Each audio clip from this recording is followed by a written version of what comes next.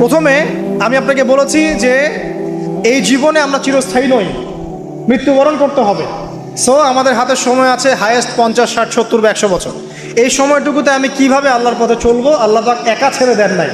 আমরা রবকে চিনেছি আয়াতুল কুরসির মধ্য দিয়ে, সূরা ইখলাসের মধ্য দিয়ে। সেই রবের দাসত্ব করব কিভাবে, আল্লাহ পাক দিয়েছেন কোরআন এবং এর ব্যাখ্যা হাদিস, এটা ফলো করব। কিভাবে ফলো করব?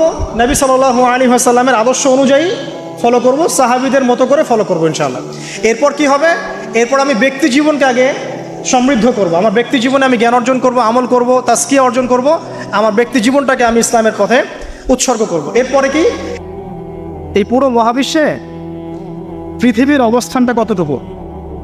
একটা সমুদ্রের কিনারায় যখন আপনি হাঁটবেন, বা আপনাদের এই যে এখানে কি নদী আছে, বালাসী, আচ্ছা, ওই চরের মধ্যেই মনে করেন আপনি হাঁটছেন, ওই চরের মধ্যে একটা বালুর কণার কি পরিমাণ দাম আছে বা কি পরিমাণ অবস্থান আছে? খুব বড় অবস্থান না? অবস্থানই নয়। এই পুরো মহাবিশ্বে পৃথিবীর অবস্থান তার চাইতেও কম। এই যে সৌরজগৎ দেখছেন, এই সৌরজগতের মধ্যে হাজারটা সৌরজগৎ মিলে একটা গ্যালাক্সি হয়, আর এই হাজার হাজার গ্যালাক্সি মিলে একটা আসমান হয়। এরকম করে 7 আসমান, তার উপরে কুরসি, তার উপরে মহাসাগর, তার উপরে আরশ, তার উপরে আল্লাহ রাব্বুল আলামিন। তাহলে চিন্তা করেন যে পৃথিবীতে আমরা কতটুকু অবস্থান নিয়ে আছি। এই সমস্ত কিছু কার সৃষ্টি? আল্লাহ রাব্বুল আলামিনের। এখন সামনে আসেন, লাহু মা ফিস সামাওয়াতি ওয়া মা ফিল আরদ মান যাল্লাযী ইয়াশফাউ ইনদাহু ইল্লা বিইذনিহি। যার এত ক্ষমতা, যে আল্লাহ পাকের এত ক্ষমতা, আল্লাহ পাক বলছেন কে আছে যে তার অনুমতি ছাড়া আল্লাহর সামনে সুপারিশ করতে পারে? এখান থেকে আমাদের আকীদার পরিষ্কার হওয়া দরকার আছে না? আমরা তো অনেক সময় মনে করি যে পীর সাহেব ধরেছি বাস জান্নাতে চলে যাব, নাকি? আমল করার দরকার নাই। বায়াত হয়েছি বাস জান্নাতে চলে যাব, আমার আমলের দরকার নাই। এত সহজ না।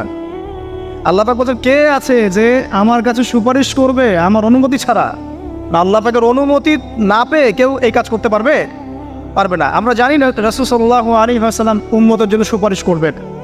হ্যাঁ, শহীদগণ সুপারিশ করবে, এই যে হাফেজে কোরআন, আলেম, অনেক মানুষ, অনেক শ্রেণীর মানুষকে আল্লাহ পাক সুপারিশ করার ইখতিয়ার দিবেন।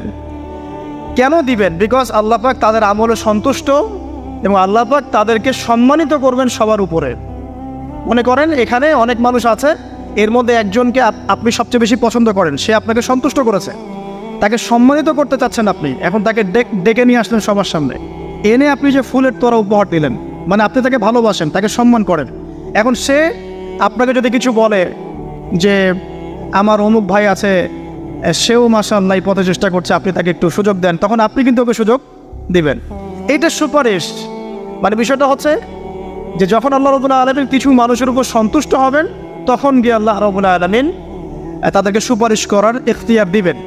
কিন্তু আল্লাহ পাকের অনুমতি ব্যতীত এই কাজটা কেউ করতে পারবে না। এটা আমাদের কনসেপ্ট ক্লিয়ার থাকা উচিত। মান যাল্লাযী ইয়াশফাউ ইনদাহু ইল্লা বিইذনিহি ইয়ালামু মা বাইনা আইদিহিম ওয়া মা খালফাহুম। আল্লাহ পাক সেই সত্তা, আপনার রব সেই সত্তা যিনি সামনের এবং পিছনের খবর জানেন, মানে অতীত, বর্তমান, ভবিষ্যৎ সব জানেন। আদম আলাইহিস সালাম সৃষ্টি হওয়ার প্রথম দিন কি খেয়েছেন আল্লাহ পাক এখন জানেন। কথা বুঝতে পারছেন না? আমরা জানি? কোন ইতিহাসের বই আমাদেরকে সলিউশন দিতে পারবে? জান্নাত জাহান্নামের ফয়সালা হয়ে যাওয়ার পরে, এটা বোঝেন, জান্নাত জাহান্নামের ফয়সালা হয়ে যাওয়ার পর জান্নাতীরা 100 কোটি বছর পরে কি খাবে, কি করবে, কি পড়বে, আল্লাহ পাক এই মুহূর্তে সেটা জানেন। ঠিক একইভাবে জাহান্নামীরা জাহান্নামে যাওয়ার 100 কোটি বছর পর তাদের কি আযাব হবে, কি পানিশমেন্ট দেওয়া হবে, ওদের অবস্থা কি হবে, আল্লাহ পাক এখনই সেটা দেখতে পারেন। তা আমরা তো আল্লাহকে চিনি না, এই কারণে আমরা আল্লাহর বিরোধিতা করি, তার নবীর বিরোধিতা করি, ইসলাম, কোরআন, হাদিসের বিরোধিতা করছি। আমরা তো আল্লাহকে চিনি না। আল্লাহ পাক বলছেন ইয়ালামু মা বাইনা আইদিহিম ওয়া মা খালফাহুম। সামনে পিছনে যা আছে, অতীত, বর্তমান, ভবিষ্যৎ সব আল্লাহ পাক জানেন। ইয়ালামু মা বাইনা আইদিহিম ওয়া মা খালফাহুম ওয়া লা ইউহিতুনা বিশাইইন মিন ইলমিহি ইল্লা বিমা শা। আল্লাহ পাকের যে মহা জ্ঞান, অসীম জ্ঞান, এই জ্ঞানটাকে কোনো কিছুই পরিব্যাপ্ত করতে পারে না। এই যে ইসলামের এগেনস্টে যত প্রশ্ন করা হয়, আল্লাহকে কে সৃষ্টি করলো, ইসলামে ওই বিধান কেন, হ্যাঁ পর্দা কেন, কেন বহুবিবাহ, কেন এইটা, কেন সেইটা, এই যে যত প্রশ্ন এখন করা হয় মুক্ত চিন্তার নামে, এটার একমাত্র কারণ কি জানেন? একমাত্র কারণ জ্ঞানের স্বল্পতা। কারণ তাদের ক্ষুদ্র জ্ঞান আল্লাহ পাকের বিশাল জ্ঞানকে পেনিট্রেট করতে পারে না। এই কারণে ওদের কাছে মনে হয় এইটা কেন, ওইটা কেন, এইটা কেন। এখানে বিষয়টা হচ্ছে যে মহান সত্তা পুরো মহাবিশ্ব সৃষ্টি করেছেন, নিঃসন্দেহে তার জ্ঞান আমার জ্ঞানের চেয়ে অনেক বেশি। এবং তিনি যে বিধানটা নাজিল করবেন, যা বলবেন তার প্রতিটা অক্ষর নিঃসন্দেহে সত্য। এটা আমার বুঝে আসুক বা না আসুক, আমাকে আত্মসমর্পণ করতে হবে, এটা বুদ্ধিমানের কাজ। এর মধ্যে অনেক কিছুর ব্যাখ্যা আমি বের করতে পারবো, অনেক কিছু হয়তো পারবো না। যেটা পারবো সেটা আলহামদুলিল্লাহ, যেটা পারবো না ইনশাল্লাহ আগামীতে হয়তো সেটা বের হবে, হবে না? কোরআন দিয়ে প্রত্যেকটা যুগ এবং জিজ্ঞাসার জবাব দেওয়া হয়েছে না। এখন হয়তো ওয়ার্ল্ডে এমন নতুন নতুন কিছু মাসালা এসেছে যেগুলো এখন পর্যন্ত আবিষ্কৃত হচ্ছে না। হয়তো সামনের দিনগুলোতে দেখবেন ঠিকই এগুলো আবিষ্কার হয়েছে। দেখবেন হয়তো কয়েকদিন পর যদি নাসা বলে যে হ্যাঁ জান্নাত জাহান্নাম বলে কিছু আছে, আমরা দেখেছি, ওরা এখন বলছে না মহাবিশ্বে ওইখানে প্রাণ আছে, এই আছে, সেই আছে, মানুষ বিশ্বাস করছে। কয়েকদিন পর যদি তারা এই কথাটা বলে, তখন দেখবেন সারা বিশ্বের মানুষ বিনা বাক্যে বিশ্বাস করবে। তো যেটা আগামীতে হবে সেটা আল্লাহ পাক আগেই জানিয়ে দিয়েছেন। তো প্রকৃত মুসলিম এবং বুদ্ধিমান মুসলিম সে যে নিঃশর্তভাবে আল্লাহ পাকের এই বিধানগুলোকে মেনে চলে, এখানে কোনো প্রশ্ন করতে যায় না। কারণ সে জানে আমার জ্ঞানটা অসীম, আল্লাহ পাকের জ্ঞান অসীম। ক্ষুদ্র জ্ঞান কখন আল্লাহর মহাজ্ঞানকে পেনিট্রেট করতে পারে না। এটা আল্লাহ পাক বলছেন যে আল্লাহর মহাজ্ঞানকে কোনো সত্তাই পরিবেষ্টন করতে পারবে না, ইল্লা বিমা শা, যতটুকু জ্ঞান তিনি দিতে চান এতটুকু বাদ দিয়ে, যতটুকু জানিয়েছেন এতটুকু বাদ দিয়ে আমরা জানি না। যেমন কিয়ামতের অনেক সাইনের কথা বলা আছে না, এক্স্যাক্টলি কোন দিনে কিয়ামত হবে কেউ বলতে পারবে না। আল্লাহ পাক যতটুকু চান এতটুকু আমরা জানি। يعلم ما بين أيديهم وما خلفهم ولا يحيطون بشيء من علمه إلا بما شاء وسع كرسيه السماوات والأرض। আল্লাহ পাক বলছেন এই মহাবিশ্বকে আল্লাহ পাকের কুরসিটা ঘিরে রেখেছে। এই কুরসি কিন্তু আরশ নয়, এই কুরসি পুরো মহাবিশ্বকে ঘিরে রেখেছে। এর উপরে আছে মহাসাগর, তার উপরে আছে আরশে আযীম। ঠিক আছে, ওয়াসিআ কুরসিয়ুহুস সামাওয়াতি ওয়াল আরদ ওয়ালা ইয়াউদুহু হিফযুহুমা ওয়া হুয়াল আলিয়্যুল আযীম। এবং এই পুরো মহাবিশ্বকে পরিচালনা করতে বা নিয়ন্ত্রণ করতে আল্লাহ পাকের যাররা পরিমাণও কোনো কষ্ট হয় না। তো এই হচ্ছে আপনার রব, যে রব আপনাকে সৃষ্টি করেছেন এবং দুনিয়াতে একটা হায়াত দিয়েছেন, এবং আপনাকে তিনি মৃত্যু দিবেন, এরপর আবার পুনরুজ্জীবিত করবেন, তারপর বিচার ফয়সালা হবে, এরপর হয় জান্নাত না হলে জাহান্নাম। না, আপনি আপনার রবকে চিনতে শিখুন, তাহলে ইনশাআল্লাহ তাআলা এটা আপনার জন্য সহজ হবে আল্লাহর আনুগত্য করা, তার দাসত্ব করা। এরপর কি আল্লাহ পাক কি করলেন? আল্লাহ রাব্বুল আলামিন রবকে চিনতে শেখানোর পরে আমাদেরকে পৃথিবীতে পাঠিয়েছেন। পৃথিবীতে পাঠিয়ে কি আল্লাহ পাক আমাদেরকে ছেড়ে দিয়েছেন? না, আল্লাহ রাব্বুল আলামিন ঐশী গ্রন্থ নাজিল করেছেন, এবং এই ঐশী গ্রন্থটাই হচ্ছে সত্য মিথ্যার চূড়ান্ত মানদণ্ড। এখন রবকে চেনার পরে আপনাকে চিনতে হবে সত্য কোনটা, মিথ্যা কোনটা। কারণ আপনাকে জীবনে এখন চলার পথে অনেক কিছু ফেস করতে হবে। ফেস করতে গিয়ে হয় সত্যের পথে যাবেন, না হলে মিথ্যার পথে যাবেন। তাহলে আপনার আগে চেনার দরকার আছে কোনটা সত্য কোনটা মিথ্যা। এটার অ্যান্সারও কে দিবে? কোরআন দিবে। কোরআন বলছে সূরা কাহফের 29 নম্বর আয়াতে যে ওয়াকুলিল হাক্কু মির রাব্বিকুম, হে নবী মুহাম্মদ সাল্লাল্লাহু আলাইহি ওয়াসাল্লাম আপনি বলে দিন যে সত্য সেটাই, হক সেটাই যা আপনার রবের পক্ষ থেকে নাজিল হয়। তার মানে যখন তাওরাত নাজিল হয়েছিল সেটাই হক ছিল, যখন জাবুর নাজিল হয়েছে ওটাই কিন্তু হক ছিল, ইনজিল নাজিলের সময় ইনজিল হক ছিল। এখন কোরআন নাজিল হয়েছে, কিয়ামত পর্যন্ত কোনো নবীও আসবেন না, আর কোনো কিতাবও আসবে না। তাহলে কোরআন এবং এর ব্যাখ্যা সুন্নাহই হচ্ছে সত্য মিথ্যার চূড়ান্ত মানদণ্ড। এখন দুনিয়াতে চলার পথে আপনি এখন একটা গাইডেন্স পেলেন। আমি যে এখন রবকে চিনেছি, রবকে পেতে হবে, রবের কাছে ফিরতে হবে, জান্নাতে যেতে হবে, আমার গাইডেন্স লাগবে। অ্যান্ড গাইডেন্স কি পেলেন? কোরআন এবং হাদিস। এটাই হচ্ছে সত্যের চূড়ান্ত মানদণ্ড। আল্লাহ পাক অন্য আয়াতে বলেছেন ওয়াকুলিল হাক্কু মির রাব্বিকুম ফালা তাকুনান্না মিনাল মুমতারিন, জেনে রাখো যে সত্য আল্লাহর পক্ষ থেকে আসে এবং তোমরা সন্দেহবাদীদের অন্তর্ভুক্ত হয়েও না। কোরআন সম্পর্কে আল্লাহ পাক এমন কথাও বলেছে সূরা হামিম সিজদার মধ্যে, তানজিলুম মিন হাকিমিন হামিদ। এই কোরআন হচ্ছে এমন একটা সত্তার পক্ষ থেকে এসেছে যে সত্তা হচ্ছে প্রশংসিত এবং মহিমান্বিত। লা ইয়াতিহিল বাতিলু মিন বাইনি ইয়াদাইহি ওয়ালা মিন খালফিহি। কোরআন এমন একটা কিতাব যার ডান বাম সামন পিছন কোনো দিক থেকেই বাতিল তাকে স্পর্শ করতে পারে না। সুবহানাল্লাহ। তো আপনি একটা গাইডেন্স পেলেন যে কী ফলো করবেন আপনি। ঠিক আছে, আল্লাহ পাক এটা কিন্তু সূরা বাকারাতেও বলেছেন কুল নাহবিতু মিনহা জামিআ, তোমরা পৃথিবীতে নেমে যাও। ফাইম্মা ইয়াতিয়ান্নাকুম মিন্নি হুদান, তোমাদের কাছে আমার পক্ষ থেকে হেদায়েত আসবে। ফামান তাবিআ হুদায়া, যারা আমার হেদায়েত মেনে চলবে, ফালা খাউফুন আলাইহিম ওয়ালা হুম ইয়াহজানুন, তাদের কোনো ভয় নাই, কোনো দুশ্চিন্তাও নাই। ওয়াল্লাযীনা কাফারু ওয়া কাযযাবু বিআয়াতিনা, যারা কুফরি করবে এবং আমার আয়াতকে মিথ্যা প্রতিপন্ন করবে, উলাইকা আসহাবুন নার, এরা হবে জাহান্নামের অধিবাসী, হুম ফিহা খালিদুন। তাহলে আপনি গাইডেন্স কিন্তু পেয়ে গেলেন। কোত্থেকে আসবে গাইডেন্স? আছে না নাই? অনেকেই বলে কোরআনই যথেষ্ট, হাদিসের প্রয়োজন নাই। মূল কথা হচ্ছে এই যে এই কথার মধ্য দিয়ে আপনি কোরআনকে অস্বীকার করেছেন।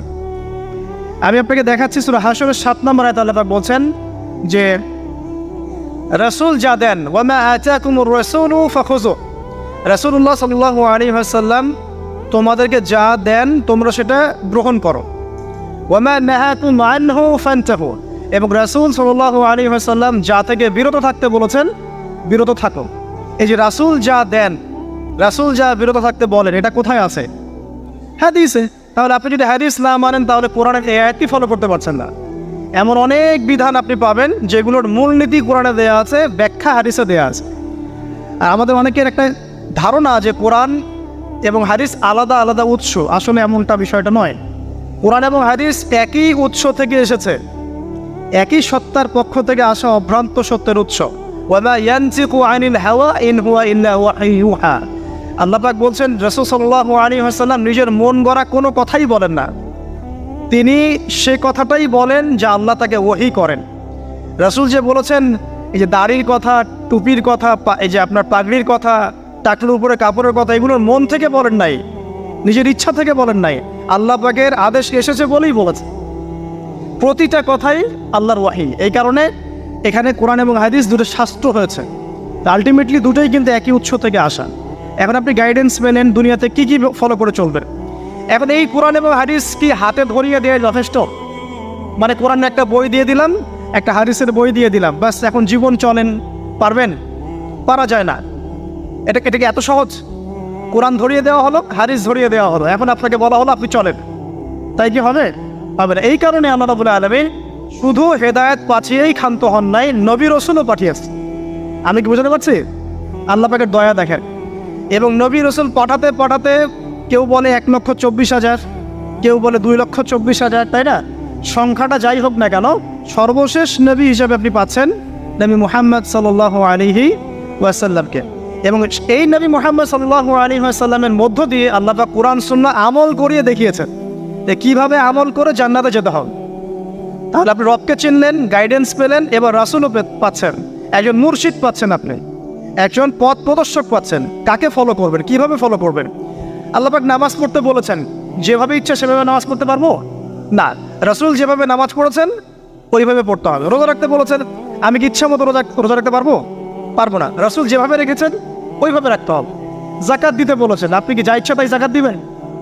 রাসূল যেভাবে দিয়েছেন সেইভাবে দিবেন। ঠিক এভাবেই আপনার জীবনের প্রতিটা কাজ, একদম ঘুমানো থেকে শুরু করে ঘুম থেকে ওঠা, ইস্তেঞ্জা করা, খাওয়া দাওয়া করা, কাপড় পরা, নামাজ পড়া, জিকির করা, আপনার তাসবিহ তাহলিল তিলাওয়াত, ইলম অর্জন করা, আমল করা, আর কি বলবো, এই যে আপনার ব্যবসা, আপনার চাকরি, আপনার এই যে সমাজ পরিচালনা, রাষ্ট্র পরিচালনা, সব কিছুর একটা গাইডেন্স দেয়া আছে। কোরআন সুন্নাহয় গাইডেন্স আছে এবং সেটাকে প্র্যাকটিক্যালি আমল করে কে দেখিয়েছেন? রাসূলুল্লাহ সাল্লাল্লাহু আলাইহি ওয়াসাল্লাম এবং তার সাহাবীগণও তাকে ফলো করেছেন। এই যে আপনি এখন গাইডেন্স পেয়ে গেলেন, ব্যাস আপনার দুনিয়ার জীবনটা চলাটা কি হলো? সহজ হলো। এখন যদি কোনো ব্যক্তি তার জীবনের 24টা ঘন্টাকে রাসূলুল্লাহ সাল্লাল্লাহু আলাইহি ওয়াসাল্লামের সুন্নাহ মতো ঢেলে সাজায়, ইনশাআল্লাহ তাআলা সে অবশ্যই জান্নাতে যাবে ইনশাআল্লাহ। এবং সে ইনশাআল্লাহ হাউজে কাউসারের পানিও পাবে, রাসূলের সুপারিশও পাবে, অনন্তকাল সে জান্নাতে চিরস্থায়ী হবে ইনশাআল্লাহ। এখন আপনি পাচ্ছেন এখানে রবকে চেনার দর্শন, আপনি কোরআনে পাচ্ছেন এই যে গাইডেন্সের দর্শন, আপনি পাচ্ছেন একজন পথ প্রদর্শকের দর্শন, আরও পাবেন আপনি এখানে কি পাচ্ছেন? ব্যক্তি দর্শনও পাবেন। গাইডেন্স দেওয়া আছে, রাসূলকে পাঠানো হয়েছে। এখন আপনার আমার দায়িত্ব কি? একটা আয়াত আপনাকে জবাব দিবে, মাত্র একটা আয়াত বলছে। সূরাতুল আল ইমরানের 102-3 নম্বর আয়াত পড়ে দেখেন। 102 নম্বর একটা পড়েন, আল্লাহ পাক বলছেন, ইয়া আইয়ুহাল্লাযীনা আমানু, হে মুমিনগণ, ইত্তাকুল্লাহ। এখন আপনাকে আমাকে ইন্ডিভিজুয়ালি বোঝানো হচ্ছে, সব বাদ দাও, এখন আপনি আমি চিন্তা করব। ইত্তাকুল্লাহ, তুমি আল্লাহকে ভয় করো। হে মুমিনগণ, তোমরা আল্লাহকে ভয় করো, ব্যক্তিকেন্দ্রিক। ইত্তাকুল্লাহ হাক্কা তুকাতিহি, এমনভাবে ভয় করো যেভাবে ভয় করা দরকার, মানে পরিপূর্ণ তাকওয়া অবলম্বন করো। ওয়ালা তামুতুন্না ইল্লা ওয়া আনতুম মুসলিমুন, পরিপূর্ণ মুসলিম বা মুসলমান না হয়ে তোমরা মৃত্যুবরণ করো না। এই যে ব্যক্তি দর্শন পাচ্ছেন আপনি এখন, না আমাকে কি করতে হবে? আমাকে এখন পরিপূর্ণ মুসলিম হতে হবে। হতে হলে কী করতে হবে? রবকে চিনতে হবে, চিনলাম। গাইডেন্স, পথ প্রদর্শক লাগবে, পেলাম। আমার কিতাব লাগবে, পেলাম। ওর ব্যাখ্যা লাগবে, পেলাম। এবার আমি ব্যক্তি দর্শনও পেলাম যে আমাকে এখন নিজেকে মুসলিম হতে হবে। মানুষের কথা পরে, আমার পরিবার পরে, আমার রাষ্ট্র পরে, আমার সমাজ পরে, আগে আমি, সবার আগে আমি নিজে, কারণ আমাকে আমার রবকে ফেস করতে হবে একা একা। আল্লাহ পাক সূরা মারিয়ামে বলেছেন, এই পৃথিবীতে যত মানুষ আছে এরা সবাই একা একা একজন একজন করে আল্লাহর কাছে হিসাব দেবে। একসাথে 10 জনের হিসাব দেবে না। চিন্তা করতে পারেন পৃথিবীতে কত কোটি মানুষ চলে গেছে, আর কত কোটি মানুষ আছে, আর কত কোটি মানুষ আসবে। সবার হিসেব হবে একা একা, একজন একজন করে। এবং তাদের মাঝখানে কোনো দোভাষীও থাকবে না। ভাষা বুঝি না এমনও না, তারা ভাষা বুঝবে। এই জন্য আমরা বলি যে মানুষের মৌতের সাথে সাথেই ভাষা কি হয়ে যাবে? আরবি। জি, এই জন্য জীবন থাকতে আরবিটা শেখার।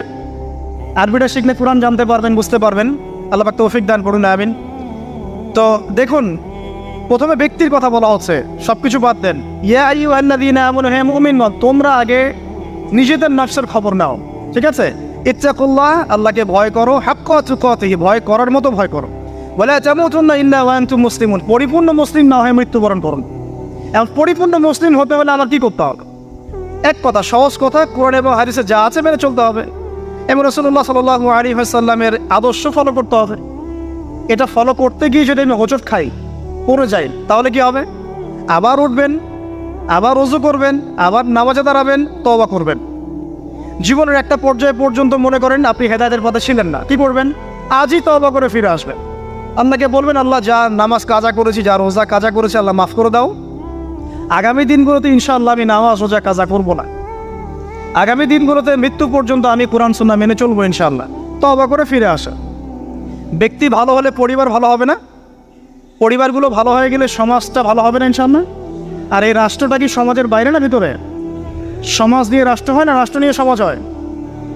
রাষ্ট্রবিজ্ঞান পড়েন, সমাজবিজ্ঞান পড়েন, সমাজ নিয়েই কিন্তু রাষ্ট্র। আগে কিন্তু এই বর্তমান সময়কার এই গ্লোবাল রাষ্ট্রের কাঠামোটা ছিল না। কিন্তু প্রাচীন গ্রিকের দর্শন পড়েন, ওদের ফিলোসফিগুলো পড়েন, ওখানে কিন্তু ছোট ছোট নগর রাষ্ট্র ছিল, ছোট ছোট নগর রাষ্ট্র, এগুলোই তখন রাষ্ট্রের ভিত্তি ছিল। মদিনা কি তখনকার এখনকার এরকম বড় ইউনাইটেড নেশনসের মধ্যে ছিল? ওই ছোট্ট একটা কাঠামো ছিল, ওটাই রাষ্ট্র ছিল। কোরাইশরা যে গোত্রকেন্দ্রিক থাকতো, ওইটাই ছিল ওই সময়কার রাষ্ট্রকেন্দ্রিক কাঠামো। তো সমাজ নিয়ে রাষ্ট্র হয়। সেখানে আমাদের সমাজের মানুষ ঠিক না হয়, শুধু উপরের দিকে আঙ্গুল তুলে কোনো লাভ হবে না। কারণ এই মানুষগুলো তো আসমান থেকে টপকে পড়ে নাই, এই মানুষগুলো সমাজ থেকে উঠে আসছে। তো এই জন্য ব্যক্তির কথা আল্লাহ পাক আগে বলছেন যে তোমরা আগে নিজেরা পরিপূর্ণ মুসলমান না হয়ে মারা যায় না। আর সূরা মাইদা আল্লাহ পাক বলছেন, ইয়া আইয়ুহাল্লাযীনা আমানু, হে মুমিনগণ, আলাইকুম আনফুসাকুম, তোমরা নিজেরা নিজেদের নফসের খবর আগে নাও। লা ইয়াদুররু মান দাল্লা ইন ইহতাদাইতুম, তোমরা যদি হেদায়েতের উপর থাকো, যারা পথভ্রষ্ট হয়ে গেছে, এই পথভ্রষ্টতা তোমাদের কোনো ক্ষতি করবে না। কেউ যদি পথভ্রষ্ট হয়ে যায়, আপনার কোনো সমস্যা নেই, আপনি আগে নিজে ঠিক হন, পরে আপনি তাকে ঠিক করতে যাবেন যখন আপনি তার যোগ্য হবেন। তখন এমন জামানার কথা নবীজি বলেছেন সাল্লাল্লাহু আলাইহি ওয়াসাল্লাম, যেই জামানায় আমানত থাকবে না, সত্য মিথ্যা হয়ে যাবে, মিথ্যা সত্য হয়ে যাবে, ন্যায় অন্যায় হবে, অন্যায় ন্যায় হবে, হক বাতিল হবে, বাতিল হক হয়ে যাবে। এই জামানার কথা নবীজি বলছেন। তখন সাহাবী জিজ্ঞাসা করছেন যে ওই সময় আমি কি করব? ইয়া রাসূলুল্লাহ, নবী সাল্লাল্লাহু আলাইহি ওয়াসাল্লাম বলছেন, ওই সময় তুমি তোমার নিজের নফসের খবর নাও। তুমি নিজে ঘরে থাকো, বিনা প্রয়োজনে ঘরের বাইরে যেও না, মানুষের সাথে কম মেলামেশা করো, বেশি কথা বলতে যেও না, বাসায় থাকো এবং নিজের পাপের জন্য ক্রন্দন করতে থাকো, ইনশাআল্লাহ আল্লাহ পাক তোমাকে মাফ করবেন। তো ওই রকম জামানা কি এখন আসে নাই? বুঝতে পারেন না পরিবেশ পরিস্থিতি দেখে? তো এখানে আমাদের সবার আগে কর্তব্য হচ্ছে নিজেকে ঠিক করা, নিজের যত্ন নেওয়া, নিজের নফসের যত্ন নেওয়া। তারপর কি, যখন আমি পরিপূর্ণ মুসলিম হব ইনশাআল্লাহ, এরপরে আপনি চলে যাবেন আপনার শিক্ষা ক্ষেত্রে, তাই না? আপনি শিক্ষা দর্শনে যাবেন। এখানে আপনি কি শিখবেন? আমি সবসময় বলি, আপনারা যেখানে পড়াশোনা করছেন সেগুলো পড়বেন, কোনো সমস্যা নেই। কিন্তু আপনাকে কোরআন এবং হাদিসের কিছু বেসিক নলেজ অর্জন করতে হবে। এই জন্য আমি কিছু সাবজেক্টের কথা বলি, যে কোরআন আপনাকে জানতে হবে, আরবি ব্যাকরণ একটু টুকটাক পড়াশোনা করতে হবে, তাফসিরের কিছু বই পড়বেন, হাদিসের কিছু ক্লাসিক্যাল বই পড়বেন, পাশাপাশি আপনি ইসলামের ইতিহাস পড়বেন, ইসলামিক অর্থনীতি পড়বেন, হ্যাঁ জিওপলিটিক্যাল বইগুলো পড়বেন। এভাবে সাবজেক্ট ওয়াইজ আপনি পড়াটাকে ভাগ করে নেবেন। এমন না আপনি মেডিকেল সায়েন্সের পড়া বাদ দিয়ে এসে এখানে মাদ্রাসায় ভর্তি হয়ে যাচ্ছেন। এটা সবাই এটা পারবেও না, সবার এটার প্রয়োজনও নাই। সব সেকশনেই মানুষ দরকার আছে, প্রতিটা সেকশনে ভালো মানুষের দরকার আছে। অর্থাৎ সবাইকে আলেম বক্তা দায়ী হতে হবে জরুরি না। আপনি যেখানে পড়াশোনা করছেন সেটাই করবেন, কিন্তু বেসিকটা ঠিক করবেন, কোরআন সুন্নাহর বেসিক পড়াশোনাটা করবেন। এই হলো আপনার শিক্ষা দর্শন। তাহলে আপনার শিক্ষা দর্শন হবে কি? ওহির জ্ঞানটা শিখতে হবে। ইকরা বিসমি রব্বিকাল্লাযী খলাক, আপনি পড়ুন আপনার সেই রবের নামে যিনি আপনাকে সৃষ্টি করেছেন। মানে আপনাকে সেই জ্ঞান অর্জন করতে হবে যা আপনাকে আপনার সৃষ্টিকর্তা পর্যন্ত পৌঁছায় দিবে ইনশাআল্লাহ। ঠিক আছে? এমন জ্ঞান অর্জন করতে যায় না যেই জ্ঞান অর্জন করলে আপনি সৃষ্টিকর্তা থেকে দূরে সরে যাবেন, এই জ্ঞান অর্জন করতে যায়। এবার আসেন, আপনি মুসলিম হচ্ছেন, ইলম অর্জন করছেন, এবার কি লাগে? রিজিক লাগে, তাই না? খাবার দাবার চলতে হবে, পৃথিবীতে আমাকে চলতে হবে। এখন চলার জন্য আপনার রিজিক লাগবে, হয় ব্যবসা বা চাকরি বা অন্য কোনো সেক্টর, আপনাকে চলতে হবে। এখানে কি ইসলাম কোনো কথা বলে নাই? অবশ্যই বলেছে। কোরআন এখানে কি বলছে? আমাদেরকে অর্থনীতির কি দর্শন দিচ্ছে কোরআন। আল্লাহ পাক সহজ সরল কথা বলছেন যে ইয়ামহাকুল্লাহু রিবা ওয়া ইউরবিস সাদাকা। দেখো, অর্থনৈতিক জীবনে চলার ক্ষেত্রে রিবা থেকে বেঁচে থাকবে, কারণ রিবা বা সুদ তোমার সম্পদটাকে সংকুচিত করে ফেলবে, আর সদকা দান জাকাত এটা তোমার সম্পদকে বৃদ্ধি করতে পারে। কথা কি বুঝতে পারছেন? তার মানে ইসলামিক অর্থনীতি একটা ভিত্তি পেলাম, জাকাত দান সাদাকা, ঠিক আছে? আর রিবা থেকে দূরে থাকবে। আল্লাহ পাক আরও বলছেন যে ফাহাল্লাল্লাহুল বাইআ ওয়া হাররামার রিবা, আল্লাহ পাক ব্যবসাকে হালাল করেছেন, রিবাকে কি করেছেন? হারাম। তার মানে আপনি একটা গাইডেন্স পেলেন, আপনাকে ব্যবসা করতে হবে, আপনাকে সুদে যাওয়া যাবে না। আপনি ব্যবসা করেন কোনো সমস্যা নাই, বাট সুদে গেলে প্রবলেম। এই ব্যাপারে আল্লাহ পাক আরও বলছেন ইয়া আইয়ুহাল্লাযীনা আমানু হে মুমিনগণ ইত্তাকুল্লাহ, আল্লাহকে ভয় করো, ওয়া যারু মা বাকিয়া মিনার রিবা, তোমরা সুদের অবশিষ্ট সব অংশগুলো ছেড়ে দাও, সুদের লভ্যাংশগুলো ছেড়ে দাও, চক্রবৃদ্ধি হারে সুদ খেও না। ওয়াইল্লাম তাফআলু, তোমরা যদি এটা না ছাড়ো তাহলে ফাযারু বিহারবি মিনাল্লাহি ওয়া রাসূলিহি, তাহলে আল্লাহ এবং তার রাসূলের সাথে যুদ্ধের ঘোষণা শুনে রাখবেন। তো এখানে আপনি জীবনে চলার পথে রিজিকের আপনি গাইডেন্স পেলেন। ব্যবসা করবেন আলহামদুলিল্লাহ, চাকরি করবেন আলহামদুলিল্লাহ, আপনি দান সাদকা করবেন, যাকাত দিবেন, এগুলো সব পারমিটেড। কিন্তু আপনি রিবায় যেতে পারবেন না, মজুদদারি, কালোবাজারি, দুর্নীতি এগুলোতে যেতে পারবেন, এটা প্রহিবিটেড, বাপে কম দিতে পারবেন না। মানে আল্লাহ পাক আপনাকে জীবনে চলার পথে রিজিকের সোর্সের ব্যাপারেও গাইডেন্স দিলেন কোরআন থেকে। ঠিক আছে? তো এখানে আমরা ইনশাআল্লাহ তাআলা যারা সুদের সাথে সম্পৃক্ত আছি আজকে তওবা করে ফিরে আসবো ইনশাআল্লাহ। কারণ আপনার তাকদিরে যে রিজিকটা আছে, এই রিজিক না শেষ করে আপনি পৃথিবী থেকে বিদায় নেবেন না। আপনার জন্য চয়েস দুইটা, এই রিজিকটা কি আপনি হারাম পথে যাচ্ছেন নাকি হালাল পথে যাচ্ছেন। হারাম পথে চাইলে ওই পথে আল্লাহ পাক আপনাকে দিবেন, রিজিক শেষ করবেন, মৃত্যুবরণ করবেন। আর হালাল পথে চাইলে ওই পথে আল্লাহ পাক দিবেন, আপনি রিজিক শেষ করবেন, তারপর মৃত্যুবরণ করবেন, তার আগে মরবেন না ইনশাআল্লাহ। আল্লাহ পাক কথাগুলো বোঝার তৌফিক দান করুন, আমিন। এই যে ব্যবসা বাণিজ্য চাকরি বাকরি হয়ে গেল, এখন কি আপনার পরিবারের ব্যাপার আছে। আমি শেষ করে দিচ্ছি, আপনার পরিবারের কিছু ব্যাপার আছে। এখন পরিবার গঠন করবেন, মাশাআল্লাহ। এখানে কি কোরআন গাইডেন্স দেয় নাই? অবশ্যই দিয়েছে। সূরা তাহরিম এর 6 নম্বর আয়াত পড়ে দেখেন, আল্লাহ পাক বলছেন যে ইয়া আইয়ুহাল্লাযীনা আমানু হে মুমিনগণ কু আনফুসাকুম ওয়া আহলিকুম নারা, তুমি নিজে জাহান্নামের আগুন থেকে বাঁচো, তোমার পরিবারবর্গ সবাইকে জাহান্নামের আগুন থেকে বাঁচাও। এখন পরিবার গঠন করতে হলে আমার এইটা মেনে চলতে হবে, মানে এমন পরিবার গঠন করতে হবে যেই পরিবারের সদস্যরা আল্লাহকে ভয় করে, রাসূলের আদেশ মেনে চলে, নামাজ কালাম ঠিক মতো পড়ে, দিনের বুঝ আছে, ফরজ ওয়াজিব সুন্নত মুস্তাহাব মেনে চলে, পর্দা মেনে চলে। এমন পরিবার গঠন করা ছাড়া অন্য জায়গায় যাওয়া যাবে না। কারণ আমাদেরকে এমন পরিবার গঠন করতে আল্লাহ পাক বলেছেন যে পরিবারের সদস্যদেরকে তুমি জাহান্নামের আগুন থেকে বাঁচাবে। তো এখানে আমি পারিবারিক দর্শন পেলাম। এখানে মোটা থেকে কিছু কথা বলে দেই যে বিয়ে করার সময় অবশ্যই দিনদারিতাকে প্রাধান্য দিবেন, বাকি বিষয়গুলো পরে, রূপ সৌন্দর্য বংশ টাকা পয়সা পরে, আগে দিনদারিতা। ছেলের ক্ষেত্রেও মেয়ের ক্ষেত্রেও বিয়েটাকে সহজ করবেন, কঠিন করবেন না। বিয়ে যত সহজ হবে জেনা তত কমে যাবে, বিয়ে যত কঠিন হবে জেনা তত বাড়তে থাকবে। আর এখনকার যুগটা জেনার যুগ, ঘরে ঘরে জেনা পরকীয়া চলছেই, এবং রেপ ধর্ষণ এখনকার একটা কমন সমস্যা। পর্নোগ্রাফি দিয়ে যুব সমাজের মস্তিষ্ক ধোলাই করে দেওয়া হয়েছে, এরা এখন জানোয়ার হয়ে গেছে ভিতর থেকে, যাকে তাকে যেখানে সেখানে রেপ করে ফেলছে, বিকজ ইন্টারনালি তারা করাপ্টেড, তারা ইন্টারনালি বিস্ট হয়ে গেছে। একই সাথে সকল ক্ষেত্রে আমরা উপযুক্ত ইসলামিক শাস্তি নিশ্চিত করতে পারছি না, এই কারণে এরা পার পেয়ে যাচ্ছে, লাইফ পেয়ে যাচ্ছে। তো সব মিলিয়ে এই আপনার পরিবারকে যখন আপনি গঠন করবেন, দিনদারিতাকে প্রাধান্য দিবেন, পর্দাকে প্রাধান্য দিবেন, নামাজ পড়ে কিনা, ফরজ ওয়াজিব মেনে চলে কিনা, এগুলো দেখবেন। এরপরেও যদি কোনো সমস্যা ফিল হয় তখন সবরের সাথে, ধৈর্যের সাথে, ইসলাম এবং সংশোধনের মধ্য দিয়ে আপনি জীবনযাপন করতে থাকবেন ইনশাআল্লাহ তাআলা। আল্লাহ পাক সবাইকে আদর্শ পরিবার গড়ার তৌফিক দান করে দেবেন। এবং এই পরিবারে আপনার সন্তান সন্ততি হবে, এবং আপনি আমি যে পরিবেশটা পাই নাই সেই পরিবেশটা আপনার বাচ্চাকে দিতে হবে। তো আপনার সন্তান সন্ততি প্রতিপালনের দর্শনটা কোথায়? কোরআনে সূরা লোকমানের আপনি 10 থেকে 20 এই আয়াতগুলো পড়ে দেখেন। কোন সূরা?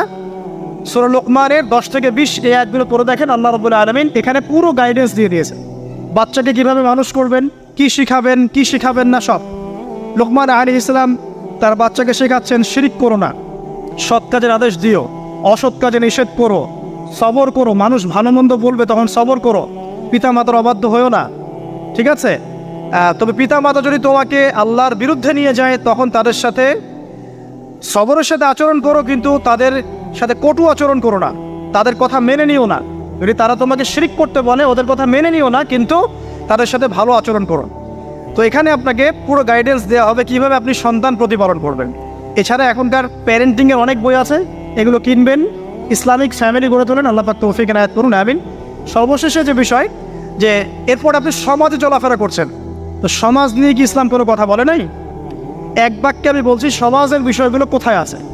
কুরআনুল কারীমের মধ্যে একটা সূরা আছে, সূরাতুল হুজুরাত। কোন সূরা?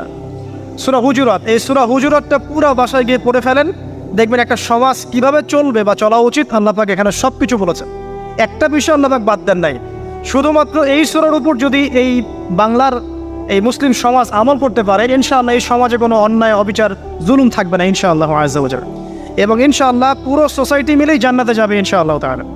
আমরা আমাদের সমাজকে ভালোবাসবো, অবশ্যই দেশকে ভালোবাসবো, এবং আমরা চাবো যে আমাদের পুরো কমিউনিটি নিয়ে যেন আমরা আল্লাহর সাথে সাক্ষাৎ করতে পারি, জান্নাতে যেতে পারি।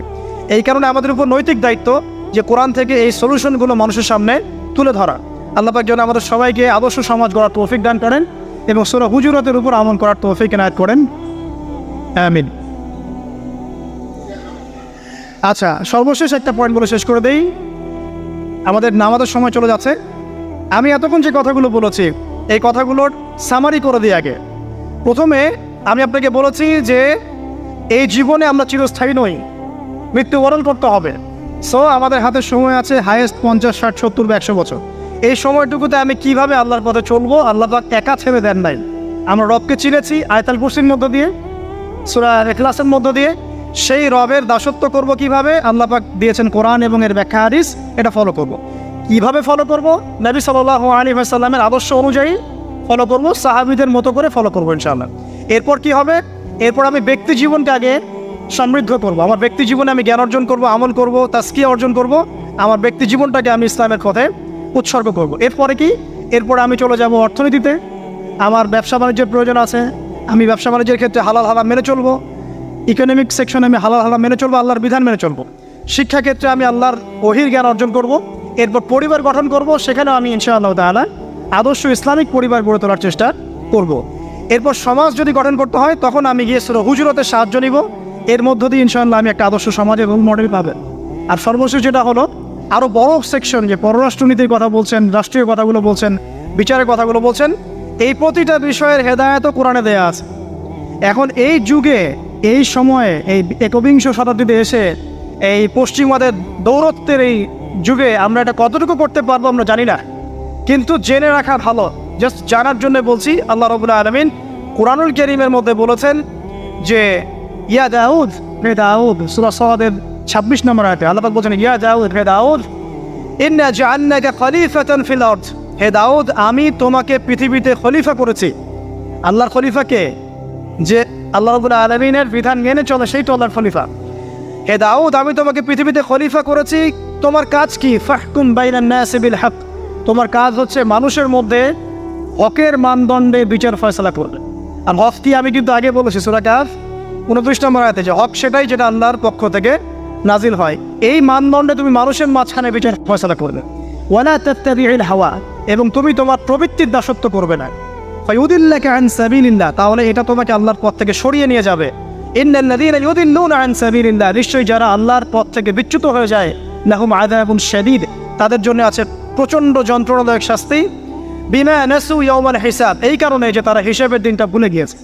এখানে আমরা একটা দর্শন পেয়ে গেলাম যে আমাদেরকে যদি আল্লাহ রাব্বুল আলামিন বড় লেভেলে নিয়ে যান, তখন আপনাকে কি ফলো করে সমাজ, রাষ্ট্র এবং পলিটিক্যাল অ্যাফেয়ার্সগুলো ডিল করতে হবে। জানি আমি আপনাদের চেয়ে খুব ভালো করে জানি যে এটা বর্তমান বিশ্বে অলমোস্ট ইম্পসিবল। বর্তমান বিশ্বের যে কাঠামো, ঈসা ইবনে মারইয়াম এবং মাহদী আসার আগ পর্যন্ত এটা ইম্পোজ করা অলমোস্ট ইম্পসিবল। তারপরে আমরা জেনে রাখছি, বিকজ এটা জানার অধিকার তো আপনাদের আছে। আল্লাহ পাক সূরা মাইদা আরও বলেছেন, ওয়ামান লাম ইয়াহকুম বিমা আনজালাল্লাহু ফাউলাইকা হুমুল কাফিরুন। সূরা মাইদা পড়েন 44, 45, 47 তিনটা আয়াত পড়বেন। আল্লাহ পাক বলছেন, যে ব্যক্তি বা যারাই আল্লাহ পাকের নাজিলকৃত বিধান অনুযায়ী ফয়সালা করছে না, তারা জালেম, তারা ফাসেক, তারা কাফের। আল্লাহ পাক বলেছেন, আমার কথা নয়। আল্লাহ পাক আরও বলছেন, যখন তোমরা পলিটিক্যাল অ্যাফেয়ার্সে যাবে, ওয়ালা তাত্তাখিযুল ইয়াহুদা ওয়ান নাসারা আউলিয়া, তোমরা ইহুদি এবং নাসারাদেরকে বন্ধু রূপে গ্রহণ করো না। এই আয়াতটা তেলাওয়াত করলে আমাদের মিডল ইস্টের যারা আছে শাসকরা, তাদের কলিজা কাঁপা শুরু হয়ে যায়। আল্লাহ পাক বলেছেন, ইয়া আইয়ুহাল্লাযীনা আমানু, হে মুমিনগণ, লা তাত্তাখিযুল ইয়াহুদা ওয়ান নাসারা আউলিয়া, তোমরা ইহুদি এবং নাসারাদেরকে বন্ধু রূপে গ্রহণ করো না। কেন গ্রহণ করো না? বা'দুহুম আউলিয়াউ বা'দ, এরা একে অপরের বন্ধু। ওয়া মান ইয়াতাওয়াল্লাহুম মিনকুম, তোমাদের মধ্যে কেউ যদি ওদের দিকে মুখ ফিরায়, ফাইন্নাহু মিনহুম, সে তাদের অন্তর্ভুক্ত। ইন্নাল্লাহা লা ইয়াহদিল কওমাজ যালিমিন, আল্লাহ পাক এই জালেমদেরকে হেদায়েত করেন না। সেরকম অনেক আয়াত কোরআনে আছে। এখানে যখন আল্লাহ পাক ওই লেভেলে মানুষকে নিয়ে যাবে, তখন তার উচিত হবে, যদি তার সামর্থ্য থাকে, ক্ষমতা থাকে, তাহলে আল্লাহ রাব্বুল আলামিনের সেই বিধানগুলোকে ইম্পোজ করা। যেটা আমি বলে দিলাম, এই দাজ্জালীয় সভ্যতার যুগে এটা অলমোস্ট ইম্পসিবল। এমনকি বাংলাদেশের মতো কান্ট্রিতেও আমি একটা পরিসংখ্যান দেখালাম যে শুধুমাত্র 2021 সালের মধ্যেই প্রায় 1323 জন মেয়েকে রেজিস্টার্ড ধর্ষণ করা হয়েছে। বাকিরা তো কেস করেই নাই, লিখেই নাই। আর বেশিরভাগ মানুষ কিন্তু লিখতে আসে না, তারা কিন্তু এটাকে গোপন করে ফেলে। তার মধ্যে অনেকেই আত্মহত্যা করেছে এবং অনেককে ধর্ষণের পর হত্যাও করা হয়েছে। ঠিক আছে, এবং এদের মধ্যে কিন্তু 20+ বাচ্চা মেয়েরাও আছে। তো এই জায়গা থেকে আসলে এগুলোর কারণ কি, উত্তরের ব্যাট কি, ইসলাম এই বিষয়ে কোনো সমাধান দেয় কি না, ঠিক আছে, বা ইসলাম কিভাবে এই জাহিলিয়াতগুলোকে দূর করে একটা আলোকিত সমাজ প্রতিষ্ঠা করবে, এবং আমাদের করণীয় কি, এই বিষয়গুলো কি জানা দরকার নেই? আচ্ছা, কারণ যদি আমেরিকার মতো অবস্থা আল্লাহ না করুক হয়, যেমনটা বললাম, প্রতি 6 জনে একটা মেয়ে রেপ হচ্ছে, তার মানে প্রতি 6টা পরিবারে একটা মেয়ে ধর্ষণের শিকার। ওই 6টা পরিবারের মধ্যে আপনার আমার পরিবার থাকবে না, এমনটা হতে পারে? নাও হতেন। তো আপনারও কেউ থাকতে পারে, আমারও কেউ থাকতে পারে, নাউযুবিল্লাহ, না করুন। তো তারপরে তো আইন শাসন সে তার জায়গায় কাজ করবে, কিন্তু যা চলে যাওয়ার তা তো চলেই গেল।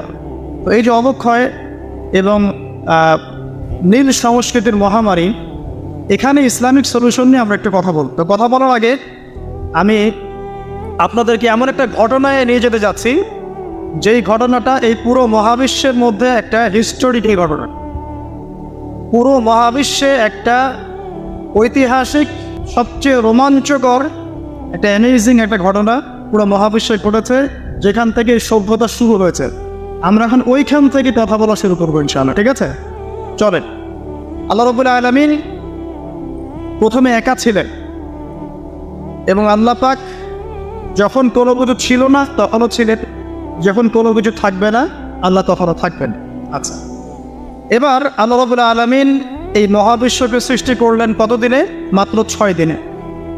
ঠিক আছে, সৃষ্টি করার আগে আল্লাহ পাক আরশ সৃষ্টি করেছিলেন, এবং তারপরে কলম সৃষ্টি করেছেন, এবং কলম দিয়ে আল্লাহ রাব্বুল আলামিন পুরো তাকদীর লিখে ফেলেছেন কিয়ামত পর্যন্ত কি হবে আর না হবে। ঠিক আছে, এবং একটা সময় পর্যন্ত মানুষের কোনো ধারণাই মহাবিশ্বে ছিল না। মানুষ বলে কিছু আছে এরকম কোনো কনসেপ্টই ছিল না মহাবিশ্ব। সূরা দাহারের 1 নম্বর আয়াতটা পড়ে দেখেন।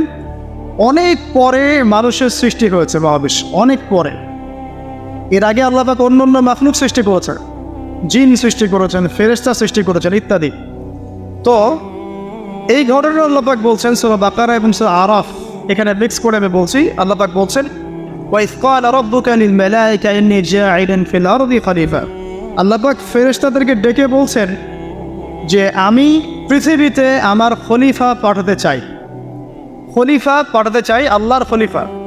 তো আল্লাহর খলিফাকে, যে ব্যক্তি আল্লাহ পাকের বিধিবিধান মেনে চলে সে আল্লাহর খলিফা, তাই তো? যে আল্লাহ পাকের বিধিবিধান মানে না, এর প্রচার করে না বা প্রতিষ্ঠাও করে না, বা আল্লাহর বিধানের 5 পয়সা তোয়াক্কা করে না, সে কি আল্লাহর খলিফা? সে শয়তানের খলিফা, এই তো। এখন ফেরেশতাগণ বললেন যে আপনি কি এমন কাউকে সৃষ্টি করবেন যে পৃথিবীতে গিয়ে ফাসাদ সৃষ্টি করবে আর রক্তপাত ঘটাবে? আমি তুমি শর্ট করে বলছি। এখন দেখুন, ওয়ার্ল্ডের দিকে তাকিয়ে মানুষ কিন্তু এই দুইটা কাজই করছে, হয় ফিতনা ফাসাদ সৃষ্টি করছে অথবা দেখবেন রক্তপাত ঘটাচ্ছে। বিশ্বের দিকে তাকান, এক কান্ট্রি আরেক কান্ট্রির এগেনস্টে, মানে পারমাণবিক যুদ্ধ না বাধাতে গুণ হচ্ছে না। হ্যাঁ, মানে পারমাণবিক যুদ্ধের দিকে ওয়ার্ল্ডকে না নিয়ে গেলে এদের গুণ হচ্ছে না। কোন সভ্যতা এই কাজটা করছে? ওই সভ্যতা যে নীল দর্পণ ছড়িয়েছে, ওই সভ্যতা যারা ওই যে দীনবন্ধু মিত্রের যে কথা বললাম, ওই নীল দর্পণের সেই শোষক শ্রেণী, ওই সভ্যতা এই কাজটা করছে। এবং আমি যে সালটা মেনশন করেছি যে 1896 দিকে প্রথম পর্ন মুভি যারা চালু করেছে, ঠিক ওই সময়ই তারা জায়নিস্ট মুভমেন্টে চালু করেছে। ঠিক ওই সময় থেকেই দেখবেন জায়নিস্ট মুভমেন্ট সারা ওয়ার্ল্ডের উপর পড়ছে। এবং ওই সময় থেকে 150 বছরে তারা ওয়ার্ল্ডের সব কিছুকে নিয়ন্ত্রণ করা শুরু করেছে। ওইদিকে আমি যাচ্ছি না, এদিকে আসেন। আল্লাহ পাক ফেরেশতাদের কাছ থেকে যে দুটো কথা শুনলেন, আপনি কি এমন কাউকে সৃষ্টি করবেন পৃথিবীতে যে হয় ফাসাদ সৃষ্টি করবে অথবা রক্তপাত ঘটাবে? পৃথিবীতে মানুষ এখন তাই করছে, এভরি সিঙ্গেল সেক্টর মানুষ ফাসাদ সৃষ্টি করছে। এবার এসে দেখেন, আল্লাহ পাক বলেন ইন্নী আ'লামু মা লা তা'লামুন, আমি যা জানি তোমরা তা জানো না। মানে এর বাইরেও আল্লাহর এমন কিছু নিবেদিত প্রাণ বান্দা থাকবে যারা আল্লাহ পাকের হুকুম আহকাম কায়েমন বাক্যে মেনে চলবে, আছে না? এদেরকেই বলা হয় মুসলিম। আদম আলাইহিস সালাম মুসলিম ছিলেন না? নূহ আলাইহিস সালাম মুসলিম ছিলেন, নবী মুসা, ইব্রাহিম, ঈসা সবাই মুসলিম ছিলেন না? তো যুগে যুগে যারাই আল্লাহ পাকের আদেশ মেনে চলেছে এরা সবাই মুসলিম ছিলেন। ইসলাম নতুন কোনো ধর্ম নয়, কিন্তু এটা চির প্রাচীন একটা রিলিজন। এটাই সবচেয়ে সনাতন রিলিজন, ঠিক আছে? এটা সবচেয়ে প্রাচীন রিলিজন এবং সবচেয়ে নতুন, সবচেয়ে আধুনিক। তো আল্লাহ পাক এটাই বলছেন ইন্নী আ'লামু মা লা তা'লামুন, আমি যা জানি তোমরা সেটা জানো না। এবার আল্লাহ রাব্বুল আলামিন আদম আলাইহিস সালামকে সৃষ্টি করলেন। কি থেকে সৃষ্টি করলেন? কাদা মাটি থেকে। মনে থাকবে তো নাকি? কি থেকে সৃষ্টি করলেন? কাদা মাটি থেকে। এবার আদম আলাইহিস সালামকে সৃষ্টি করে আল্লাহ রাব্বুল আলামিন সমস্ত নাম শিক্ষা দিলেন। এখানে নাম মানে হচ্ছে জ্ঞান, নাম মানে শুধু আব্দুর রহমান, আব্দুর রহিম এই বিষয়টা নয়, কিন্তু নাম মানে পুরো মহাবিশ্বের যে মৌলিক জ্ঞানগুলো, যে জ্ঞানগুলো উপকারী, যা আদম আলাইহিস সালাম নিতে পারবেন, আল্লাহ পাক সেগুলো তাকে শিক্ষা দিলেন। শিক্ষা দেওয়ার পরে ফেরেশতাদের সামনে তাকে হাজির করে উপস্থাপন করে আল্লাহ পাক বললেন যে তোমরা এই নামগুলো বলে দাও দেখি। তো কোনো ফেরেশতা এই নামগুলো বলতে পারলো না। তারা বলল লা ইলমা লানা ইল্লা মা আল্লামতানা, আল্লাহ আমাদের তো জ্ঞান নাই, যে আপনি শিখিয়েছেন অতটুকু জ্ঞান আছে, এগুলো আমরা জানি না। আল্লাহ পাক আদম আলাইহিস সালামকে বললেন তুমি নামগুলো বলে দাও। আদম আলাইহিস সালাম এবার ডেধার্সে সব নাম বলে দেবে। তো এই জ্ঞানতাত্ত্বিক বিজয়ের ফলেই আল্লাহ রাব্বুল আলামিন এবার বললেন ওয়াইজ কুলনা লিল মালাইকাতি ইসজুদু লিআদম। আল্লাহ পাক এবার ফেরেশতাদেরকে বললেন তোমরা এখন আদমকে সিজদা করো। তো আল্লাহ পাক সমস্ত ফেরেশতাদেরকে দিয়ে আমাদের পিতা আদম আলাইহিস সালামকে সিজদা করালেন। একটু ভেবে দেখুন যে আমাদের পিতা আদম আলাইহিস সালাম, তাকে আল্লাহ পাক পুরো মহাবিশ্বের সমস্ত ফেরেশতাদেরকে দিয়ে সিজদা করিয়েছে। আমরা সেই আদমের সন্তান। তো এখন যখন আমরা নামাজ পড়ি না, যাকাত দেই না, রোজা রাখি না, হ্যাঁ, সুদ খাই, ঘুষ খাই, জেনা করি, দুর্নীতি করি, তখন কি আমাদের মধ্যে এই ফিলিংসটা কাজ করে যে আমরা সে আদমের সন্তান আলাইহিস সালাম? আমাদের পিতাকে আল্লাহ পাক এত সম্মানিত করেছিলেন, ফেরেশতাদেরকে দিয়ে সিজদা করিয়েছেন। আমরা কিন্তু এটা ফিলিংস আমাদের মধ্যে কাজ করে না। যাই হোক, আল্লাহ পাক বললেন ফাসাজাদু, সবাই সিজদা করলো ইল্লা ইবলিস। কে করলো না? ইবলিস করলো না। একটা নতুন সত্তাকে পেলাম, এর নাম কি? ইবলিস। এ কি ফেরেশতা না জিন? এ জিন, কানা মিনাল জিন। আচ্ছা, সে জিনদের মধ্যে একজন ছিল। সে কিন্তু অনেক জ্ঞানী ছিল এবং আল্লাহ পাকের অনেক বেশি ইবাদত করেছিল এবং মহাবিশ্ব সম্পর্কে কিন্তু ওর জ্ঞান আছে, ঠিক আছে? এবার আসেন, সিজদা না করার কারণ হিসেবে আল্লাহ পাক তাকে জিজ্ঞাসা করলেন মা মানাআকা, আল্লা তাসজুদা ইযা আমারতুক, তোমাকে যে আমি আদেশ করলাম আদমকে সেজদা করো, তুমি কেন সেজদা করলেন? আল্লাহ পাক তাকে জিজ্ঞাসা করলেন কেন সেজদা করবেন? মা মানাআকা, কি তোমাকে বারণ করব? আল্লাহ পাকে জিজ্ঞাসা করার কোনো দরকার আছে? আল্লাহ পাকের আদেশ লঙ্ঘন করেছে, আল্লাহ পাক বের করে দিতে পারতেন, তাই না? আল্লাহ পাক জিজ্ঞাসা করলেন, দেখেন কৈফিয়ত, জবাবদিহিতা। এবার ইবলিস বলছে যে আনা খায়রুম মিন, আমি তার চেয়ে উত্তম, আমি আদমের থেকে উত্তম। খলাকতানি মিন নার ওয়া খলাকতাহু মিন তিন, আমাকে তুমি সৃষ্টি করেছো আল্লাহ আগুন দিয়ে, আদমকে সৃষ্টি করেছো মাটি দিয়ে, আমি কেন তাকে সিজদা করব? তাহলে এখানে ইবলিস আল্লাহকে বোঝানোর চেষ্টা করছে যে আল্লাহ আপনি ভুল, আমি সঠিক না। ব্যাপারটা তাই না, যে আমি তার থেকে উত্তম, আমি কেন তাকে সিজদা করব? সে তো মাটির তৈরি, আমি তো আগুনের তৈরি। মানে সে নিজেকে সঠিক প্রমাণ করার চেষ্টা করলো এবং আদা ওয়াস্তাকবার, সে অবাধ্য হলে অহংকারে প্রদর্শন করল। অহংকার করা, অবাধ্য হওয়া এবং এই বাতিল কেয়াস, এর ফলশ্রুতিতে আল্লাহ পাক তাকে বললেন যে তুমি এখান থেকে বের হয়ে যাও, ফাখরুজ মিনহা ফাইন্নাকা রাজিম, এখান থেকে বের হয়ে যাও, তুমি হচ্ছে অভিশপ্ত। ঠিক আছে, মাযমুমান মাদউরা, অভিশপ্ত হয়ে লাঞ্ছিত হয়ে এখান থেকে নেবে। এখানে অহংকার করার তোমার কোনো অধিকার নাই। এবার এই জায়গা থেকে আসল জায়গা শুরু। আসেন আমাদের নীল সহ শিবিটা মাথায় রাখেন, ঠিক আছে? এবার ইবলিস চ্যালেঞ্জ করছে আল্লাহকে, রব্বি আনজিরনি ইলা ইয়াউমি ইউবআসুন। ইবলিস আল্লাহকে বলছে রব্বি, ইবলিস আল্লাহকে বলছে রব্বি, হে আমার রব, আনজিরনি, আমাকে অবকাশ দিন, ইলা ইয়াউমি ইউবআসুন, ওই দিন পর্যন্ত যেই দিন সবাইকে পুনরুত্থিত করা হবে, মানে কিয়ামত দিবস পর্যন্ত আমাকে অবকাশ দিন। তাহলে কিয়ামত যে হবে এই জ্ঞানটা আগে থেকেই ছিল মহাবিশ্বে, এটা নতুন কোনো জ্ঞান না, আগে থেকেই সবাই জানতো কিয়ামত হবে। তো ইবলিস এখন ওই সুযোগটা চাচ্ছে, আমাকে কিয়ামত পর্যন্ত অবকাশ দিন, আয়াত দিন। আল্লাহ পাক বললেন ফাইন্নাকা মিনাল মুনযারিন, যাও তোমাকে অবকাশ দেওয়া হবে। এবার ইবলিস বলছে ফাবিমা আগওয়াইতানি, হে আল্লাহ, যে আদমের কারণে তুমি আমাকে এই যে বের করে দিলে, ফাবিমা আগওয়াইতানি লাআকুদান্না লাহুম সিরাতাকাল মুস্তাকিম। চ্যালেঞ্জটা শোনেন, একটু মনে রাখেন, আমাদের পিতাকে সম্মানিত করা হয়েছে, ইবলিস তাকে সিজদা করে নাই, ইবলিসকে বের করে দেওয়া হয়েছে। ইবলিস এবার চ্যালেঞ্জ করছে, যে আদমের কারণে তুমি আমাকে আজকে বের করে দিলে আল্লাহ, আমি ওর সরল পথে ওত পেতে বসে থাকব। সারা জীবন এই কথাটা মনে রাখলে আমরা লাভবান হব। চান শয়তান ওত পেতে বসে আছে, শুধু তাই না, সুম্মা লাআতিয়ান্না মিন বাইনি আইদিহিম, এরপরে অবশ্যই আমি তার সামন থেকে আসব। কার সামন থেকে? আদম এবং তার সন্তানদের। মিন বাইনি আইদিহিম ওয়া মিন খালফিহিম, পিছন থেকে আসবো। ওয়া আন আইমানিহিম, তার ডান দিক থেকে আসবো। ওয়া আন শামাইলিহিম, তার বাম দিক থেকে আসবে। ওয়া লা তাজিদু আকসারাহুম শাকিরিন, আদম সন্তানের বেশিরভাগকেই তুমি শুকরগুজার পাবেন। ইবলিসের কথা ঠিক আছে? হিস্ট্রি ঘেটে দেখেন, বেশিরভাগ মানুষ কি আল্লাহ দ্রোহী না আল্লাহওয়ালা? বেশিরভাগ মানুষ আল্লাহ দ্রোহী। বেশিরভাগ মানুষ কি নামাজি না বেনামাজি? বেশিরভাগ লোক কি সুদ খায় না খায় না? বেশিরভাগ লোক এখন দেখেন মাদক খাচ্ছে না খাচ্ছে না? ম্যাক্সিমাম পর্ন দেখে কি দেখে না? ম্যাক্সিমাম জেনা করছে কি করছে না? বেশিরভাগই আল্লাহ দ্রোহী। খুব অল্প কিছু মানুষ, মুসলিমদের সংখ্যাই বা কত, তাদের মধ্যেও অল্প কিছু মানুষ খাঁটি আল্লাহওয়ালা আছে। এরপরেও দেখবেন আমাদের মধ্যে দুনিয়া প্রীতি আছে, অন্যের হক আত্মসাৎ আছে, ধর্ষণ আছে, পরকীয়া আছে, দুর্নীতি আছে, আছে না? অন্যের মাল লুণ্ঠন আছে, ডাকাতি চুরি আছে। তো বেশিরভাগ তুমি বেশিরভাগকেই শুকরগুজার পাবেন। আচ্ছা ঠিক আছে, আল্লাহ পাক শুনলেন, তাকে বেরো করে দিলেন। এবার আদম আলাইহিস সালামকে ডেকে তার পাঁজর থেকে হাওয়া আলাইহিস সালামকে সৃষ্টি করবেন। ইনি হচ্ছেন ইতিহাসের পুরো মহাবিশ্বের প্রথম নারী, কে? হাওয়া আলাইহিস সালাম, এবং তিনি ছিলেন সবচেয়ে সুন্দরী নারী। এটা অনেকে জানে না। আমরা দুইজন নারীর কথা এসেছে সবচেয়ে সুন্দরী, একজন হাওয়া আলাইহিস সালাম, একজন হচ্ছেন ইব্রাহিম আলাইহিস সালামের স্ত্রী সারা আলাইহিস সালাম। আপনারাও সুন্দরী নেককার স্ত্রী পাবেন ইনশাআল্লাহ, যদি আপনার নিজে পবিত্র থাকে। নিজে পবিত্র না থাকলে দেখবেন পবিত্র মেয়ে পাবেন।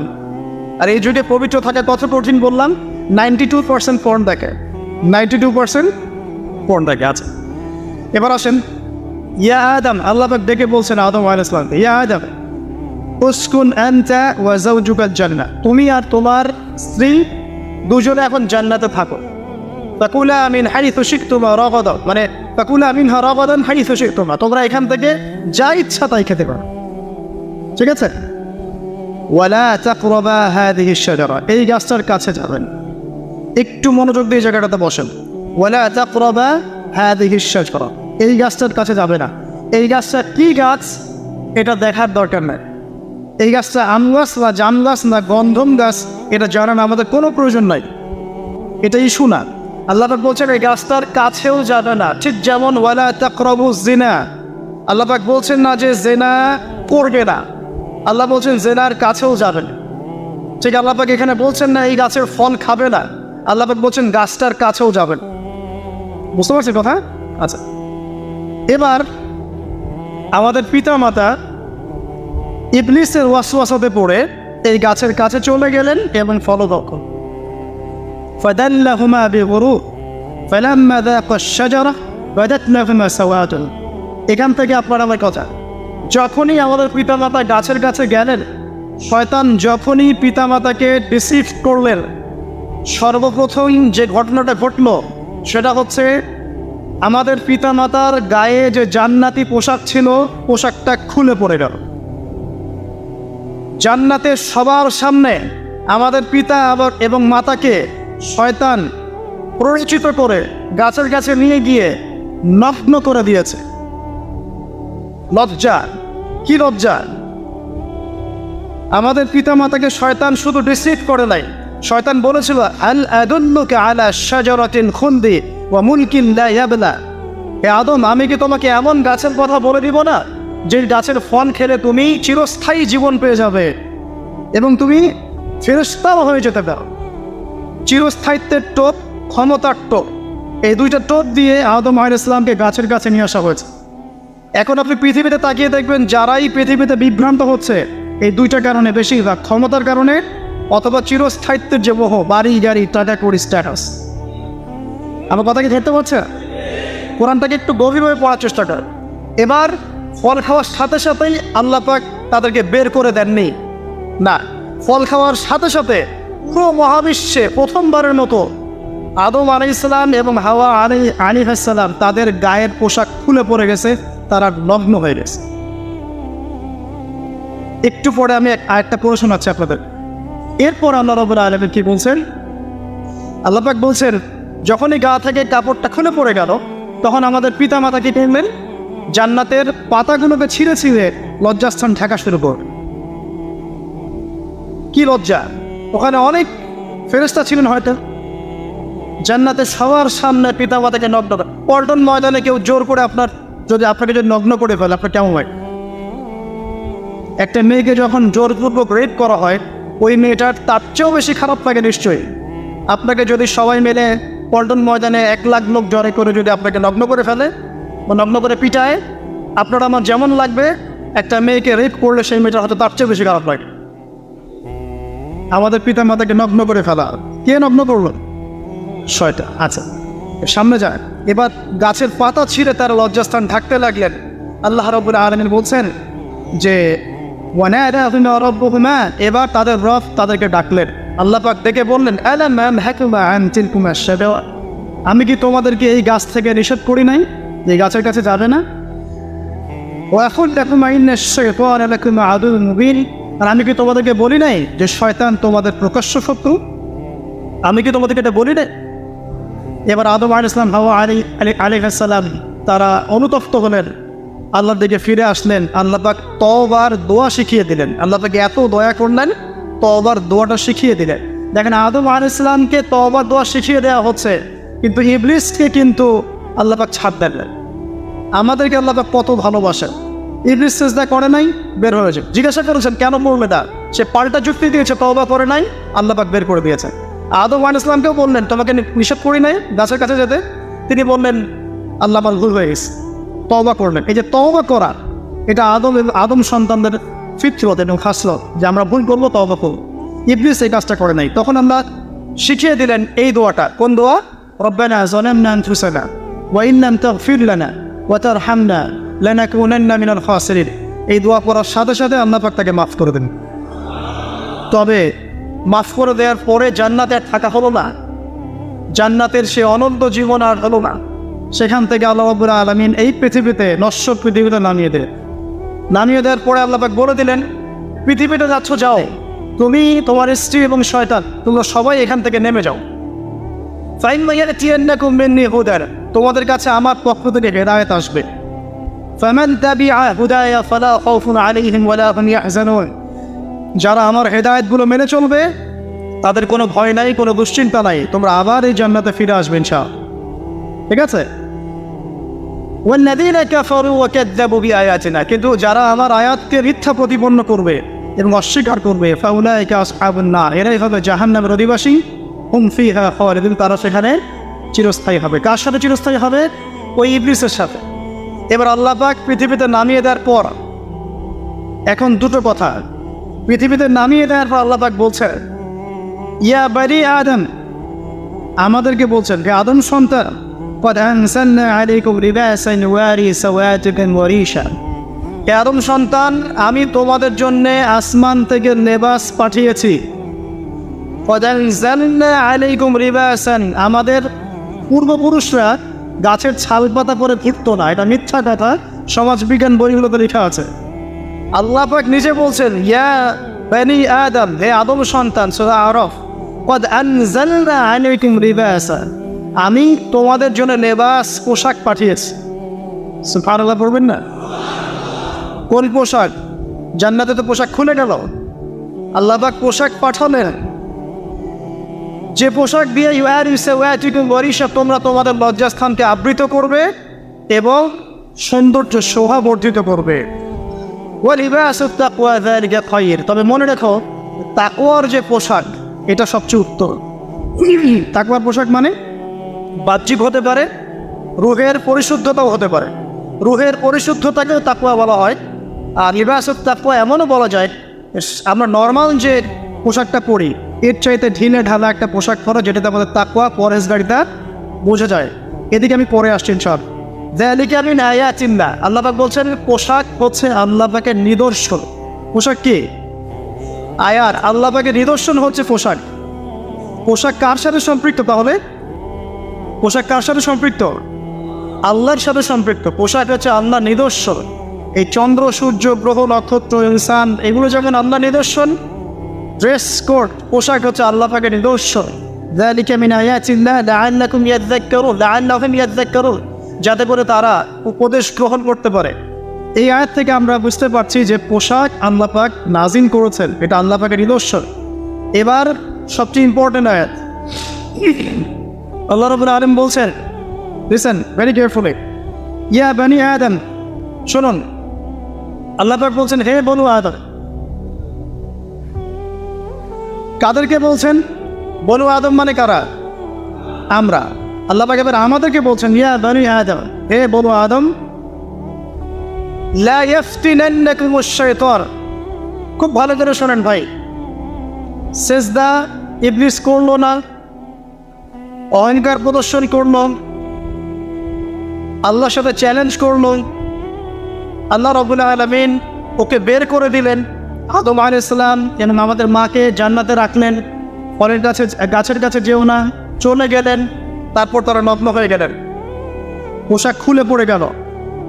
এত কিছুর পরেও আল্লাহ পাক ক্ষমা করে দিলেন, ক্ষমা করে দুনিয়াতে হেদায়েত পাঠালেন, আবার জান্নাতে যাওয়ার প্রতিশ্রুতি দিলেন, পোশাকও নাজিল করলেন। এবার আরও একটা কথা বলছেন আল্লাহ, এটা হচ্ছে লা ইয়াফতিনান্নাকুমুশ শাইতান, দেখো তোমাদেরকে শয়তান যেন ওর ফিতনায় না ফেলে। লা ইয়াফতিনান্নাকুমুশ শাইতান কামা আখরাজা আবাওয়াইকুম মিনাল জান্নাহ, ঠিক যেভাবে শয়তান তোমাদের পিতা মাতাকে জান্নাত থেকে বের করে দিয়েছিল, এভাবে শয়তান যেন তোমাদেরকে আর ফিতনায় ফেলতে না পারে। মানে পৃথিবীতে শয়তান যেন তোমাদেরকে এমনভাবে প্ররোচিত করতে না পারে তোমরা আবার জান্নাতে যাওয়া থেকে বঞ্চিত হয়ে যাও, আবার জাহান্নামের পথে হেঁটে যাও। মনে রেখো যে ইয়ানজিউ আনহুমা লিবাসাহুমা লিয়ুরিয়াহুমা সাওআতিহিমা, এটা হচ্ছে কথা। তোমরা মনে রেখো, হে বনু আদম, তোমরা মনে রেখো যে শয়তান কিন্তু তোমাদের পিতা মাতার পোশাক খুলে ফেলেছে, যাতে করে তাদের সতর এবং লজ্জাস্থান উন্মোচিত হয়ে যায়। ইন্নাহু ইয়ারাকুম হুয়া ওয়া কাবিলুহু মিন হাইসু লা তারাউনাহুম। শয়তান এবং তার দলবল তোমাদেরকে এমন জায়গা থেকে দেখতে পারে যেখানে তোমরা তাদেরকে দেখতে পারো না। খুব ইম্পর্টেন্ট কথা, আল্লাহ পাক খুব সতর্ক করছেন আমাদেরকে যে বনু আদম তোমাদেরকে শয়তান যেন আবার ফিতনায় ফেলতে না পারে, ঠিক যেমন করে তোমাদের পিতা মাতাকে ফিতনায় ফেলেছে। মনে রেখো, তোমাদের পিতা মাতাকে কিন্তু শয়তান গায়ের কাপড় খুলে ফেলেছে। তাহলে এখান থেকে আমরা কি বোঝাচ্ছে? আর এখনকার সিচুয়েশন কেন? গায়ের পোশাক, পর্দা, শালীনতা, ঠিক আছে, তাকওয়ার পোশাক, এগুলো যেন আমাদের গা থেকে কেউ খুলতে না পারে, আল্লাহ পাক এখানে সর্বোচ্চ সতর্ক করছেন আমাদের। ঠিক আছে কথা? তাহলে বোঝা যাচ্ছে যারা এখন আমাদের গা থেকে এই শালীনতার পোশাককে খুলে ফেলতে চায় তারা নিঃসন্দেহে শয়তানের এজেন্ট হয়ে কাজ করছে। কোরআন থেকে মিলছে কি দলিল? কোরআন থেকে কি দলিল মিলেছে? আল্লাহ পাক বলছেন শয়তান থেকে সতর্ক থেকো, কারণ শয়তান কিন্তু তোমাদের পিতা মাতার গা থেকে পোশাক খুলে ফেলেছিল জান্নাতে। অতএব তোমরা দুনিয়াতে যখন থাকবে তোমাদের গায়ের পোশাক, তোমাদের স্ত্রী সন্তান, তোমাদের পর্দা, তোমাদের রুচিবোধ, তোমাদের যে আত্মিক শুভ্রতা বা আধ্যাত্মিকত্ব এবং একই সাথে তোমাদের তাকওয়ার পোশাক, এগুলোকে হেফাজত করো। এগুলো যেন তোমাদের গা থেকে কেউ খুলতে না পারে। শয়তান কিন্তু খুলেছিল জান্নাতে। তাহলে আমরা বুঝতে পারছি যে এখনকার এই চলমান বিশ্বে যে সভ্যতাই বলেন, যে দেশই বলেন, যে সংগঠন বলেন, যে গুটি কয়েক মানুষ বলেন, বা যে কোনো মুভমেন্টের কথাই বলেন, বা কোনো দর্শন বা স্কুল অফ থট, যারা ক্লোথ খুলে ফেলার, ড্রেস কোড উঠিয়ে দেওয়ার, নগ্নতা, অশালীনতার প্রচার প্রসারের পিছনে কাজ করছে, বুঝতে কি বাকি আছে এরা কার এজেন্ট? এরা কার হয়ে কাজ করছে? কোরআন কি কথা বলছে না? তাহলে কোরআনের সূরা আরাফটা পড়ুন, তাহলে বুঝতে পারবেন।